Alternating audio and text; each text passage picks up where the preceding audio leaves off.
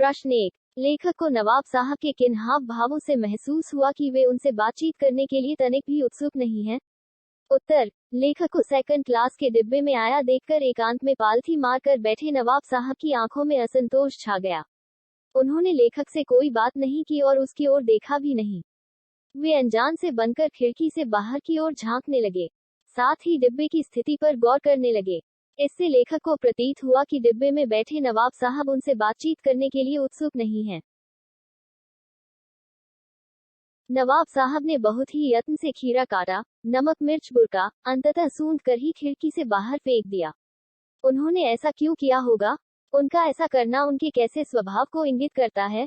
उत्तर। नवाब साहब ने ऐसा इसलिए किया होगा क्योंकि वे अपने आप को एक खानदानी रईस बताकर अपना प्रभाव जमाना चाहते थे। उनके मन में नवाबी प्रदर्शित करने का अपूर्ण भाव समाया था, जिससे वे नजाकत और अमीरी प्रकट कर रहे थे। जब वे एकांत में बैठे खीरा खाने की तैयारी कर रहे थे तभी लेखक के आने पर उन्हें अपनी नवाबी दिखाने का अवसर मिल गया और उन्होंने करीने से खीरे काटे और उन पर जीरा मिला नमक और लाल मिर्च की सुरखा बूट दी। दुनिया की रीति से हटकर खीरे की फांकों को होंठों तक ले जाकर उन्हें सिंघा और फिर एक एक कर उन्हें खिड़की के बाहर फेंक दिया। इस प्रकार करके उन्होंने लेखक के मन पर लखनवी नवाबी की मिथ्या धाक जमानी चाहिए थी। प्रश्न 3। बिना विचार, घटना और पात्रों के भी क्या कहानी लिखी जा सकती है?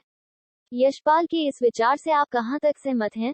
उत्तर। हमारे मत में बिना विचार, घटना और पात्रों के अभाव में कहानी नहीं लिखी जा सकती, क्योंकि कहानी लिखने के लिए ये तीनों बातें आवश्यक होती हैं। बिना विचार के कहानी बन ही नहीं सकती। बिना घटना के कहानी का कथानक आगे बढ़ नहीं सकता और बिना पात्रों के माध्यम से कहानी कहीं नहीं जा सकती। अतः यशपाल का यह कथन नई कहानी पर व्यंग्य मात्र ही है, क्योंकि कहानी में कोई न कोई विचार होना उद्देश्य रूप में आवश्यक होता है। इसलिए हम यशपाल के विचार से सहमत नहीं हैं। प्रश्न 5। क। नवाब साहब द्वारा खीरा खाने की तैयारी करने का एक चित्र प्रस्तुत किया गया है। इस पूरी प्रक्रिया को अपने शब्दों में व्यक्त कीजिए। उत्तर। नवाब साहब सीट पर पालथी मारे आराम से बैठे थे। उन्होंने सामने तौलिए पर कच्चे ताजे खीरे रखे। उन्होंने तौलिए पर से खीरों को उठाया और लोटे के पानी से उन्हें खिड़की के बाहर करके धोया, फिर उन्हें तौलिए से पोंछा। धोए हुए खीरे उन्होंने बिछे तौलिए पर रख लिए। जेब से चाकू निकाला। पहले उन्होंने दोनों खीरों के सिर काटे और गोदकर उनका झाग बाहर निकाला। फिर खीरों को सावधानीपूर्वक छीला और काट कर उनकी फांकों को तौलिए पर करीने से सजाया। इसके बाद खीरों की फांकों पर जीरा मिला नमक और लाल मिर्च की सूखी बूट दी। अब खीरे की फांकें खाने की तैयारी थी। खीरे के स्वाद की कल्पना में उनकी आंखें मूंद गईं। ख। किन किन चीजों का रसास्वादन करने के लिए आप किस प्रकार की तैयारी करते हैं? उत्तर। हम मन भावन चीजों का रसास्वादन करने के लिए अनेक प्रकार से तैयारी करते हैं। उदाहरण के लिए, खीर का रसास्वादन करने के लिए सबसे पहले खीर बनाने के लिए भगोने को साफ करते हैं। दूध को भगोने में डालकर उसे चूल्हे पर चढ़ाते हैं। जब दूध उबलने लगता है तब हम उसमें आवश्यकतानुसार चावल डाल देते हैं। चावल दूध में कुछ पकते हैं। दूध गाढ़ा होता चला जाता है। बाद में उसमें चीनी डाल देते हैं। फिर इच्छानुसार काजू बादाम, किशमिश आदि डालकर उसे पकाते हैं। फिर जब स्वादिष्ट खीर बनकर तैयार हो जाती है, तब हम उसे दूसरे बर्तन में करके उसका रसास्वादन करते हैं।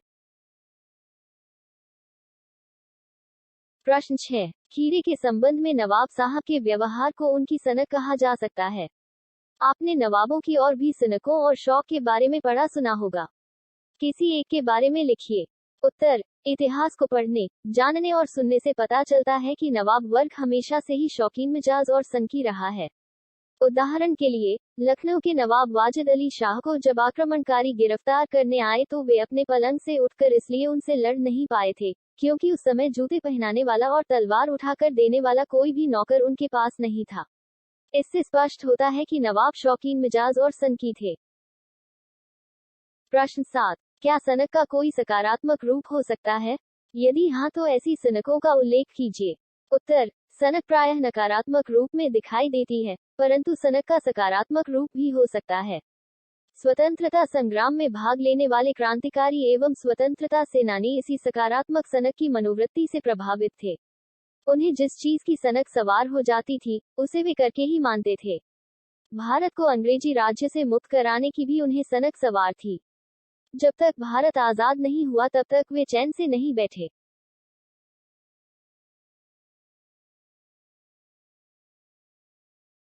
प्रश्न 8, निम्नलिखित वाक्यों में से क्रियापद छांटकर क्रिया भेद भी लिखिए। क, एक सफेद पोश सज्जन बहुत सुविधा से पालथी मारे बैठे थे। ख, नवाब साहब ने संगति के लिए उत्साह नहीं दिखाया। ग, ठाली बैठे कल्पना करते रहने की पुरानी आदत है। घ, अकेले सफर का वक्त काटने के लिए ही खीरे खरीदे होंगे। अंग, दोनों खीरों के सिर काटे और उन्हें गोदकर झाग निकाला। च, नवाब साहब ने सतृष्ण आंखों से नमक मिर्च के संयोग से चमकती खीरे की फांकों की ओर देखा। छ, नवाब साहब खीरे की तैयारी और इस्तेमाल से थककर लेट गए। ज, जेब से चाकू निकाला। उत्तर, क, बैठे थे अकर्मक क्रिया। ख, दिखाया सकर्मक क्रिया। ग, बैठे अकर्मक क्रिया करते रहना। सकर्मक क्रिया। घ, काटना खरीदे होंगे। सकर्मक क्रिया। अंग, काटे निकाला। सकर्मक क्रिया। च, देखा अकर्मक क्रिया। छ, थककर लेट गए अकर्मक क्रिया। ज, निकाला सकर्मक क्रिया। प्रश्न 2, यशपाल का जेल में किससे परिचय हुआ? उत्तर, जेल में उनका परिचय भगत सिंह और सुखदेव से हुआ। प्रश्न 3, लेखक रेलगाड़ी के किस डब्बे में क्या सोचकर चढ़े? उत्तर, लेखक नई कहानी के कथानक तथा प्राकृतिक दृश्यों के अवलोकन हेतु खाली डब्बा समझ सेकंड क्लास में चढ़ गए। प्रश्न 4, लेखक को नवाब का कौन सा बदला हुआ भाव अच्छा नहीं लगा? उत्तर, लेखक को देखकर अन्य भाव से नवाब का खिड़की से बाहर देखना फिर भाव बदल खीरा खाने के लिए पूछना अच्छा नहीं लगा। प्रश्न 1, लेखक यशपाल किस धारा से जुड़ाव के कारण जेल गए? उत्तर, वे स्वाधीनता संग्राम की क्रांतिकारी धारा से जुड़ाव के कारण जेल गए। प्रश्न 5, लेखक ने खीरा खाने के लिए मना क्यों किया? उत्तर, लेखक ने देखा कि नवाब सिर्फ औपचारिकता निभाने तथा कोरा शिष्टाचार हेतु खाने को पूछ रहा है इसलिए मना किया। प्रश्न 6, नवाब साहब ने आम आदमियों की तरह खीरा क्यों नहीं खाया? उत्तर, क्योंकि वे लेखक को अपनी नवाबी शान, खानदानी तहजीब, लखनवी नफासत और नजाकत दिखाना चाहते थे। प्रश्न 7, कैसे कह सकते हैं कि नवाब साहब आम इंसान नहीं थे? उत्तर, नवाब साहब ने आम इंसान की तरह खीरा नहीं खाया वरन उसकी सुगंध और स्वाद से ही अपना पेट भर डकार भी ले ली थी। प्रश्न 8, लेखक ने नई कहानी का लेखक किसे कहा? उत्तर, लेखक ने लखनवी नवाबों जैसे नजाकत और नफासत वालों को नई कहानी का लेखक कहा। प्रश्न 9, लेखक ने लखनवी नवाब के अंदाज की तुलना किस प्रकार नई कहानी से की? उत्तर, लेखक ने नवाब को सिर्फ सुगंध व स्वाद से आए मुंह से भरे पानी से पेट भरने तथा डकार लेने की प्रक्रिया की तुलना नई कहानी से की।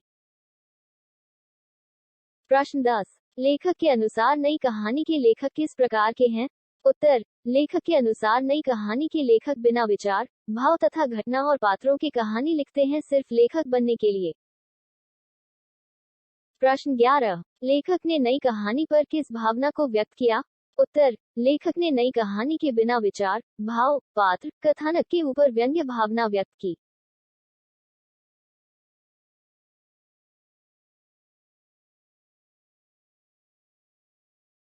प्रश्न 1, यशपाल ने पतनशील सामंती वर्ग पर कटाक्ष किया है, इस कथन को लखनवी अंदाज कहानी के आधार पर उदाहरण सहित समझाइए। उत्तर, लखनवी अंदाज कहानी में यशपाल ने लखनऊ के एक नवाब साहब की बनावटी जीवन शैली का कथानक उपस्थित किया है। नवाब साहब ने खीरों को छीलकर और नमक मिर्च लगाकर केवल सूंघा और कहा कि इसका स्वाद लाजवाब है। खीरे खाए नहीं फेंक दिए। इस तरह दिखावटी रईस बनने का आचरण होने से लेखक ने सामंती वर्ग पर कटाक्ष किया है। प्रश्न 2, लखनवी अंदाज पाठ के आधार पर नवाब साहब के व्यक्तित्व का परिचय दीजिए।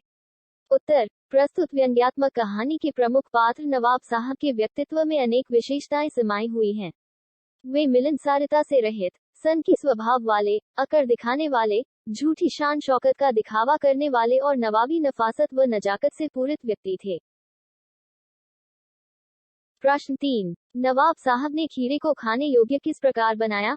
उत्तर, नवाब साहब ने खीरों को पानी से धोकर, तौलिए से पोंछा, फिर चाकू से खीरों के सिर काटकर उन्हें गोदकर झाग निकाला, फिर बड़ी सावधानी से उन्हें छीलकर फांकों को करीने से तौलिए पर सजाकर उन पर जीरा, नमक मिला और मिर्च छिड़ककर खाने योग्य बनाया।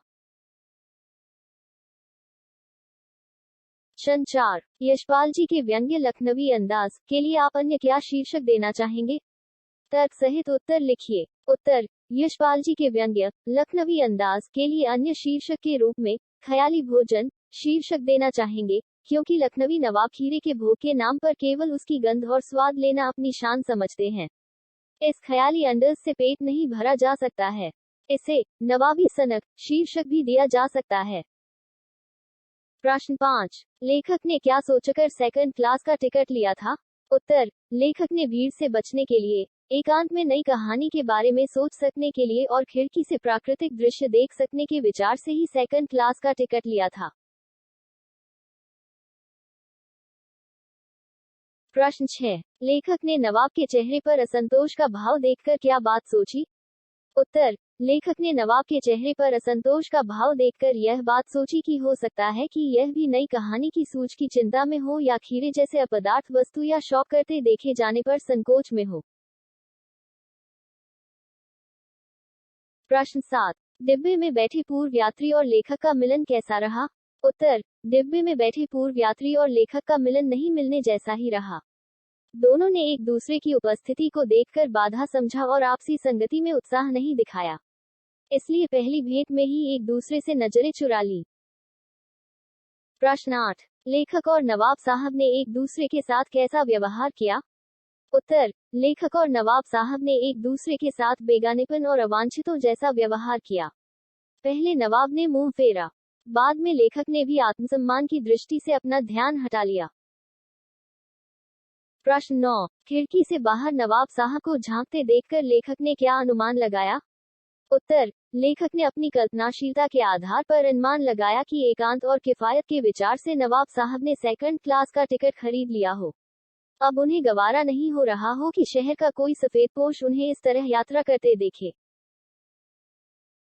प्रश्न 10, लेखक को नवाब साहब का कौन सा भाव परिवर्तन अच्छा नहीं लगा?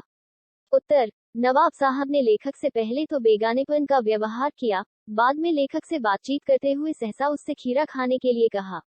लेखक को उनका यह भाव परिवर्तन अच्छा नहीं लगा। प्रश्न 11, आज का आदमी भावनाओं से जुड़ने की बजाय औपचारिकता निभाने में ही विश्वास करता है, कथ्य को लखनवी अंदाज कहानी के आधार पर स्पष्ट कीजिए। उत्तर, लखनवी अंदाज कहानी में नवाब साहब ने कुछ सोचकर बातचीत प्रारंभ करने की दृष्टि से लेखक से कहा, आदाबर्ज जनाब, खीरे का शौक फरमाएंगे?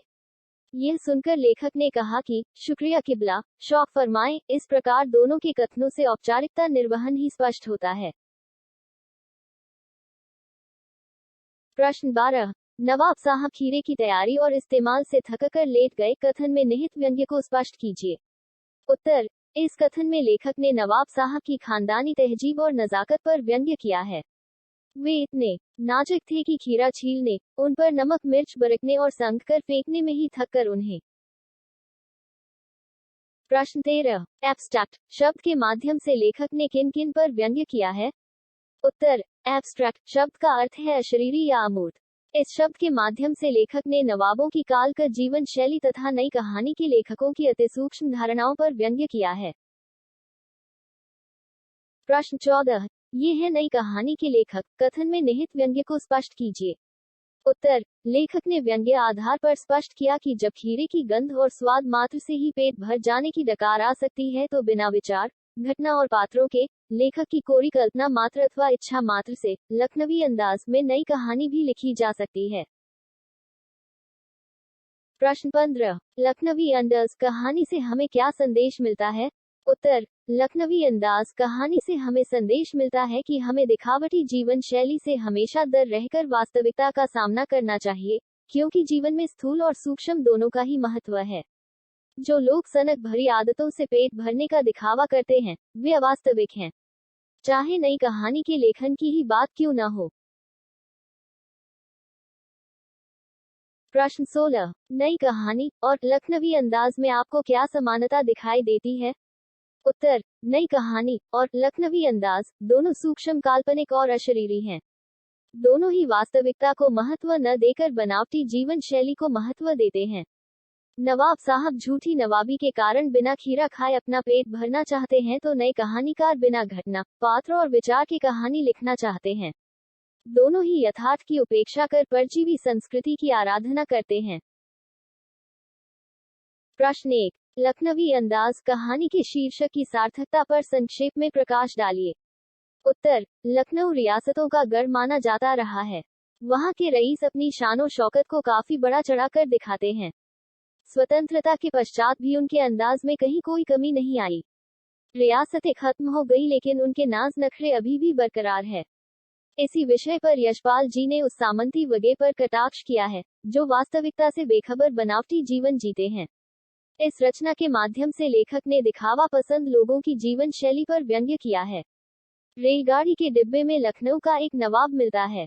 नवाब बड़े सलीके से खीरा खाने की तैयारी करता है, किंतु लेखक के सामने खाने में उसे संकोच होता है, इसलिए अपने लखनवी अंदाज में करीने से खीरे को काटकर उस पर नमक मिर्च छिड़ककर उसे होठों तक ले जाकर व नाक से सूंघकर खिड़की से बाहर फेंक देता है तथा सुगंध व काल्पनिक स्वाद से ही पेट भरे होने की डकार लेता है। ऐसा वह इसलिए करता है कि साधारण सी चीज खाते देख उसकी शान में फर्क न आ जाए, इस तरह वह दिखावा करता है। लखनवी अंदाज शीर्षक बिल्कुल उपयुक्त और सटीक है।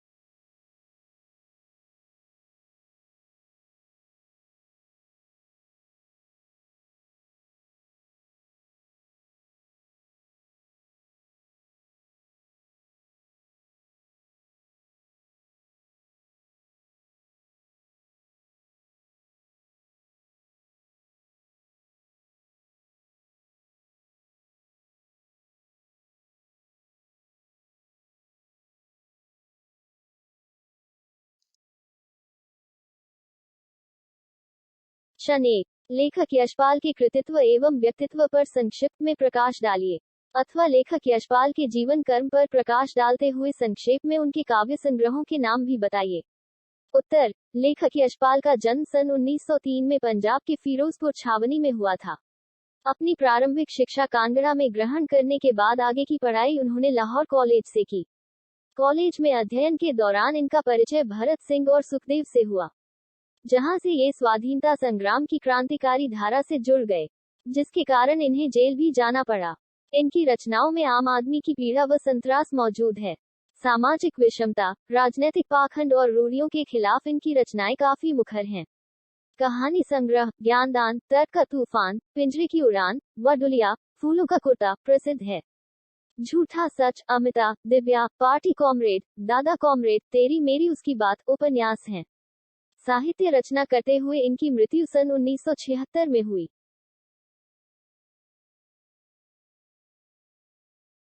लखनवी अंदाज समरी इन हिंदी लेखक परिचय। साहित्यिक और क्रांतिकारी व्यक्तित्व के धनी यशपाल का जन्म सन 1903 में पंजाब के फिरोजपुर छावनी में हुआ था। प्रारंभिक शिक्षा कांगड़ा में ग्रहण करने के बाद लाहौर के नेशनल कॉलेज से उन्होंने बीए पास किया। वहां उनका परिचय भगत सिंह और सुखदेव से हुआ। स्वाधीनता संग्राम की क्रांतिकारी धारा से जुड़ाव के कारण वे जेल भी गए। उनकी मृत्यु सन 1976 में हुई। यशपाल ने यथार्थवादी शैली में कहानियों एवं उपन्यासों की रचनाएं की। उनके कहानी संग्रहों में ज्ञानदीप, तर्क का तूफान, पिंजरे की उड़ान, वडुलिया, फूलों का कुर्ता उल्लेखनीय हैं। झूठा सच, अमिता, दिव्या, पार्टी कॉमरेड, दादा कॉमरेड, मेरी तेरी उसकी बात आदि उनके प्रमुख उपन्यास हैं। इसके साथ ही उन्होंने निबंध और संस्मरण भी लिखे हैं।